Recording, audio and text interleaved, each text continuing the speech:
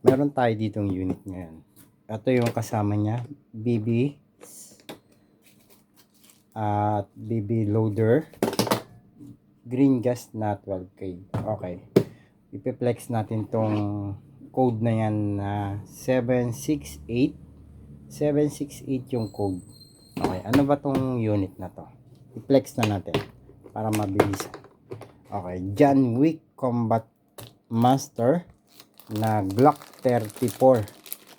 Okay, Glock 34. Meron tayong libreng nozzle, Continental coins, Continental card.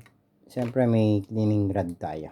Okay, i-flex na natin tong Glock 34 na to. Wow, ganda. Okay, ano to TTI. Okay, TTI Yan, ang ganda ng ano nito, ang gaspang or may mga tusok-tusok. Yan, ano yung barrel nito, mayroon siyang cut gold yung barrel tube niya. Yan, bali itong ano nito, yung slide niya ay metal tapos yung grip niya ay plastic. Okay, bali yung capacity ng ating magazine ay ilan ba to? 24 rounds or 24 pieces yung laman niya.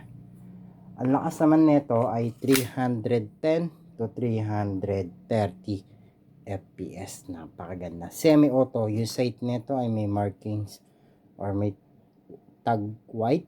Yan. Yan. Okay, buddy. Kikiluin natin kung mabigat ba tong Glock 34 na to. Ganda, no? Ang gaspang. Kapit niya. Sarap niya gamitin. Okay, bali kiluin na natin. Ayaw gumaning kiluan na. Okay, bali lalagay natin yung ating unit. Nasa 881 grams po yung ating Glock 34. Okay, semi-auto to semi-auto. Yan, ang ganda ng dating.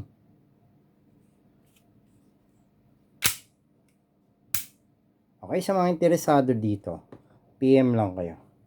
Okay, wala tayong COD ng Glock 34 natin. Half payment pwede.